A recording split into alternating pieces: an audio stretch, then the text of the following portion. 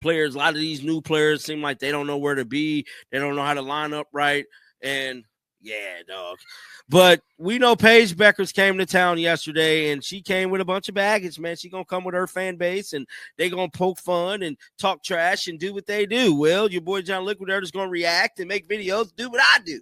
And that's exactly what happened today. Some footage did show up of none other than Paige Bueckers getting booed, man.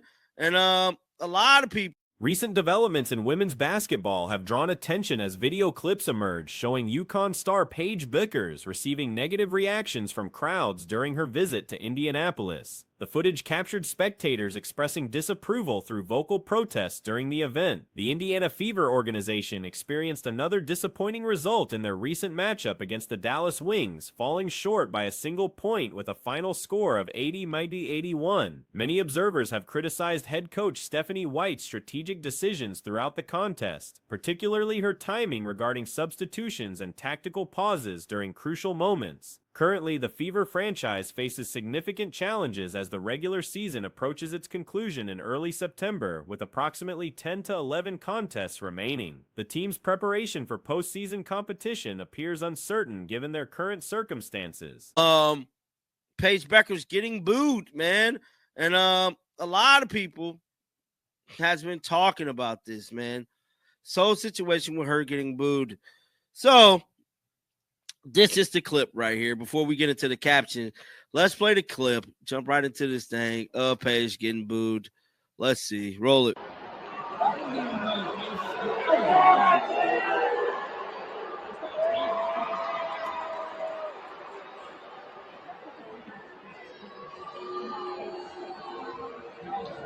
Multiple key players are dealing with physical setbacks that have impacted team performance. Caitlin Clark, along with several other guard positions, including Ari McDonald and Sydney Colson, are currently managing various health concerns. These absences have created difficulties for newer team members who appear uncertain about their roles and positioning during games. The situation involving Bueckers and crowd reactions has generated discussion across social media platforms. Video evidence shows modest levels of disapproval from attendees, though the intensity remained relatively controlled compared to other sporting controversies. Some commentary suggested comparisons to high-profile athletes who regularly face similar treatment in opposing venues.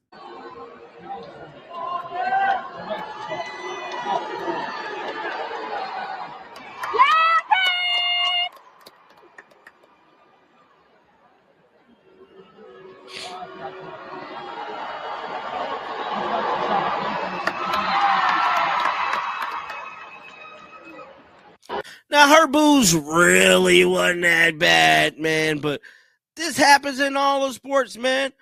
So the caption is said, do you understand? Social media users debated whether such reactions warrant significant attention, with many pointing out that visiting players commonly experience hostile receptions from home crowds.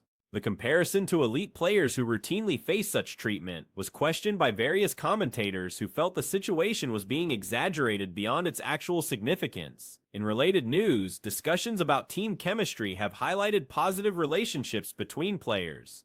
Candace Parker recently described a pre-game ritual she maintains with Caitlin Clark, involving encouraging words and supportive gestures before each contest. This tradition reportedly began organically and has continued even during Clark's absence from active play due to injury. Parker explained that these interactions involve mutual affirmations about performance expectations, creating a confidence-building routine that both players value.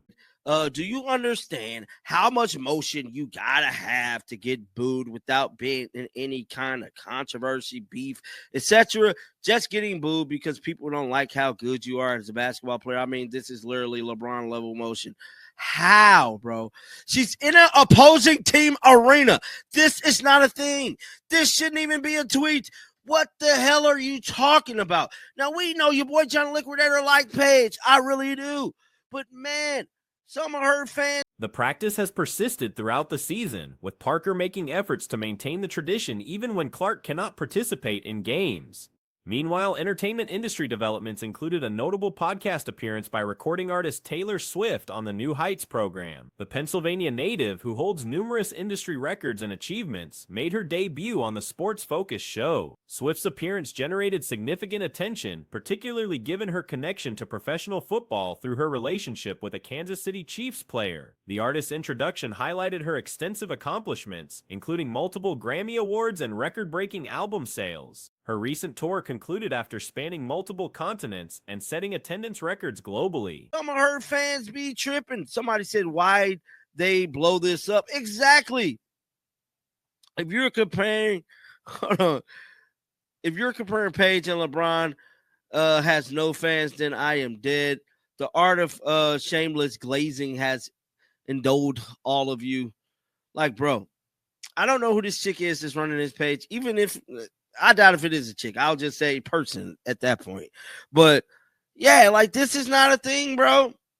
Swift's latest album release achieved unprecedented streaming numbers within its first week of availability. During the podcast appearance, Swift acknowledged the unique position of appearing on a program with a predominantly male sports-focused audience, making light of her frequent presence in sports-related content and coverage. Current challenges facing Indiana Fever content creation stem from the team's ongoing struggles and key player injuries. With limited positive developments to discuss, coverage has become increasingly difficult as the organization deals with multiple setbacks simultaneously. Kelsey Mitchell's recent performance patterns have drawn criticism, particularly regarding her effectiveness during crucial game moments. The pattern of inconsistent play during important stretches has become a recurring concern for team observers. Just say person at that point. But yeah, like, this is not a thing, bro. This is not a thing. This one said 17-year-old me realizing I have LeBron level motion after getting booed during my high school talent. Man, they're in an opposing team arena. Oh, please, everyone knows Hope and Ella have motion. Like, bro, this has nothing to do with LeBron, bro. Like, you're in an opposing team arena. My goodness.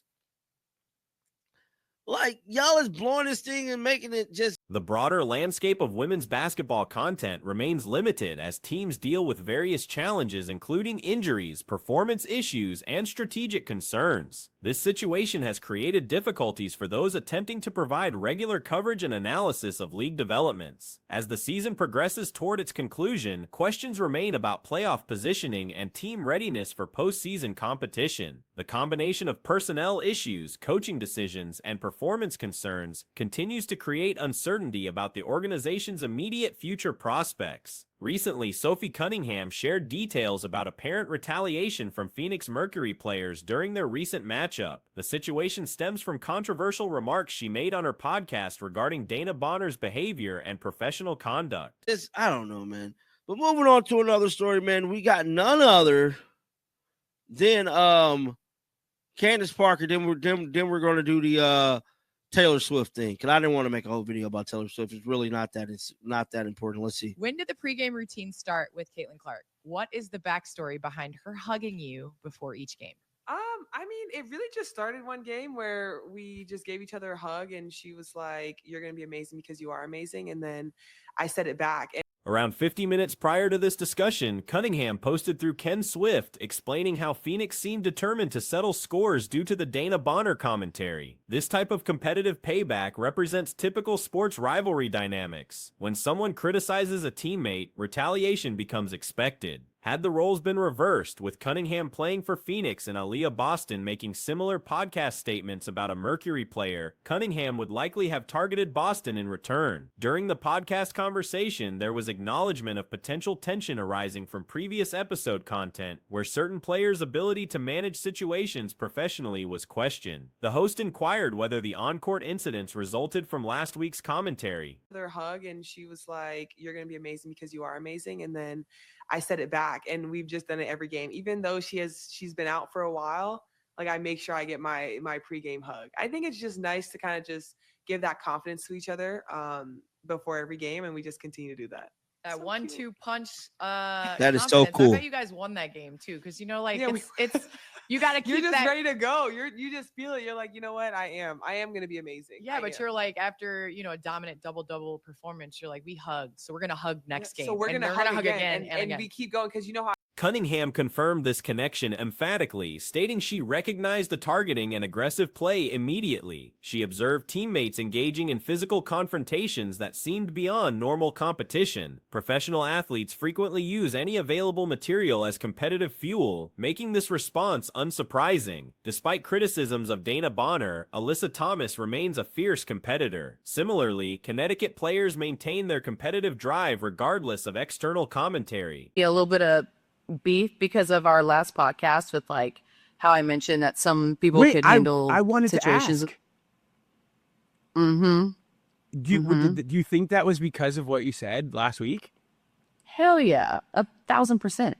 I saw that and was like, there's no way they're tussling and roughing each other up because Sophie said you were still. You know what? They probably did. And look, we've seen it from the likes of Shaq. Pro athletes take whatever the hell they can as motivation. Initially, the rough play appeared to be former teammates engaging in typical physical basketball. However, upon reflection, the connection to podcast content became apparent. The coincidence seemed too significant to ignore. The relationship between these teams carries existing tension beyond this specific incident. Player departures and coaching staff changes have created underlying friction. Pro athletes take whatever the hell they can as motivation. I would have expected nothing less because as much as we want to complain about Dewana Bonner, Alyssa Thomas is a competitor. As much as we want to complain about Dewana, AT is a competitor. You're polite for the like you just said it could have been handled differently, but I was like, oh, they're just old teammates kind of roughing each other up, and it was your old team. I was like, there's no way it's because of the podcast. That's kind of crazy. But it sounds like it was. Well, I do. I think that there's.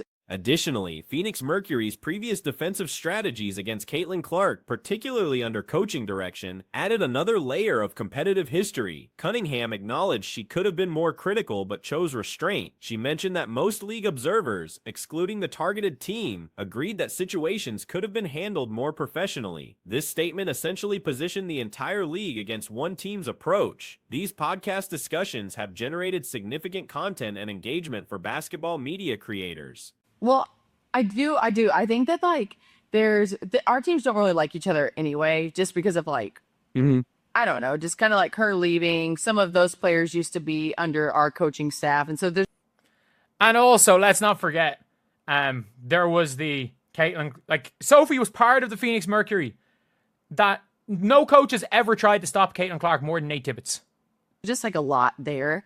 But yeah, I could have been way meaner, right? I told her she didn't listen to the whole clip. She just saw the thing about she could. With the WNBA season concluded, such controversies provide valuable material for content production. Many creators, regardless of their typical perspectives, benefit from these ongoing storylines. The targeting seemed obvious to observers. Following the game experience, Cunningham described going home motivated, practicing shooting while discussing the incident. Despite losing by 30 points, she remained the primary contributor for her team during that contest. Have handled it more professional, which honestly, right. Everyone that's talked to me besides their team has yeah, she could have. And so.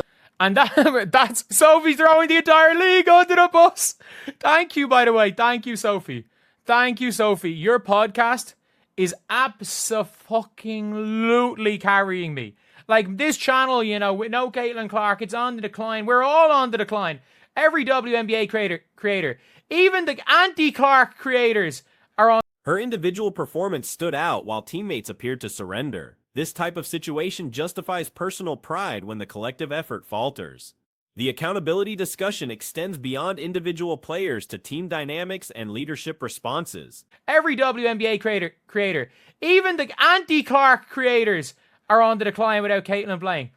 Shout out Sophie Cunningham. That's all I'm going to say is shout out Sophie Cunningham, because at least Sophie Cunningham's podcast is, giving us some views, I guess.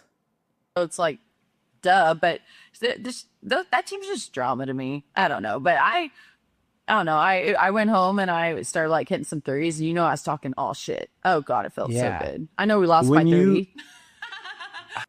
But she was the only player that did anything. The Indiana Fever's championship prospects rely heavily on developing an underdog mentality rather than pure talent advantages. This psychological approach represents their primary path to success. Cunningham demonstrates skill in generating enough controversy to engage audiences without creating major scandals. This balance maintains interest while avoiding serious backlash. From a Liberty fan perspective, eliminating Phoenix Mercury in playoffs would provide additional satisfaction, particularly denying Alyssa Thomas championship opportunities. But I still got light off. Yeah, she's not wrong. And if she wasn't, like, I normally don't like the, I got mine, but like when the whole team seemed to give up other than her, it's one of those fair enough.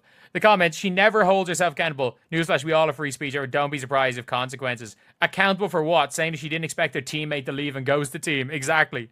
Love how she's just doing this podcast sitting on the floor. Like, she goes straight to the point. Cat Copper was, that's what? No. Like, we're not. If Thomas fails to secure a ring this season, future chances appear. What? No. Like, we're not doing that. We're not doing that. We're not going to start insulting other players out here. Cashing checks, your team can't even fathom cashing. Shut up. Hell no. Hell no. Let's be completely honest. This Indiana Fever team doesn't have the talent. Their only chance is a us against the world mentality. That's their only chance of winning. She's very good at this, I fear, saying enough to rile up a small group of people, nothing controversial enough to make actual waves. Not wrong. As a Liberty fan, let me just say, I will take extra joy and pleasure when we eliminate. Athletes choosing to leave teams face criticism, particularly when decisions appear sudden or unexplained. Player legacy considerations show how current performances can overshadow previous accomplishments. Natasha Howard's current season with Indiana may define her career more than her 3 championship rings. This demonstrates how recent success resonates more strongly with fans than historical achievements. Indiana Fever's positioning appears promising once organizational elements align properly. Not wrong. As a Liberty fan, let me just say, I will take extra joy and pleasure when we eliminate Phoenix Mercury and leave Alyssa Thomas with no ring. If Alyssa Thomas doesn't win a ring this year, she's never winning a ring. I'm just probably saying that right there. If she doesn't win a ring this year, she's never winning a ring. If she doesn't win an MVP this year, she's never winning an MVP. The only chance for winning a ring is if they like replace Satu with like a much better player. But I don't know who's much better than Satu out there. If they somehow get Jonquel Jones to play center and replace Satu with her, I guess basically their only shot. Hate towards the Mercury in a heart. Like, no, I'm not reading that. Success often requires developing the right team chemistry and strategic execution. The US against the world mentality frequently drives underdog victories. Teams lacking superior talent often succeed by embracing external doubt and criticism as motivation. This psychological approach characterizes most unexpected championship runs. This controversy exemplifies how modern sports media creates narratives that fuel both player motivation and fan engagement, demonstrating the interconnected nature of athletic competition and entertainment content.